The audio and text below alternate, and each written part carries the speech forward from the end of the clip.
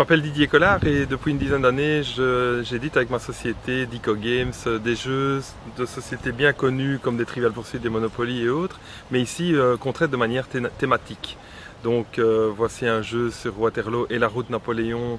en Wallonie, et j'y tiens parce que c'est clair que 1815 il y a Waterloo, mais il y a aussi cette route Napoléon, il y a aussi la route Grouchy, et toutes ces thématiques on en parle dans le jeu parce qu'on veut vraiment faire des jeux qui vont permettre aux gens de rencontrer l'histoire, mais de manière un peu plus ludique que dans les livres ou que dans des documentaires. Ici ils vont pouvoir jouer parce que malgré tout, même si on part à la base de quelque chose qui était dramatique à l'époque il y a 200 ans, il y a quand même moyen maintenant, je pense, de prendre un peu de recul et de l'apprendre en s'amusant. Voilà, en tout cas j'en suis persuadé.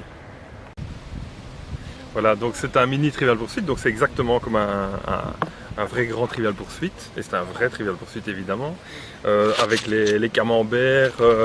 comme tout le monde connaît. On parle d'un paquet de cartes avec 300 questions, et alors ici nous avons traité toute une série de thématiques en essayant vraiment de pouvoir intéresser tout le monde. Donc par exemple on a une thématique de 1815 à 2015 où on va vraiment pouvoir parler de toutes choses, des choses historiques, des choses actuelles, des reconstitutions, des questions sur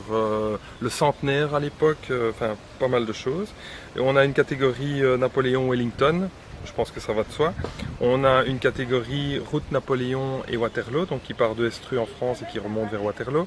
On a une catégorie armement et équipement, qui sera là peut-être un peu plus technique, plus pour les férus, et ensuite on a boire et manger parce qu'évidemment ça intéresse tout le monde, hein. Donc à l'époque on buvait beaucoup de bière et on en boit encore maintenant, donc on va pouvoir en parler. Et alors il y a une catégorie hommes et femmes où là forcément c'est les hommes et les femmes aussi bien de l'époque que contemporains qui vont traiter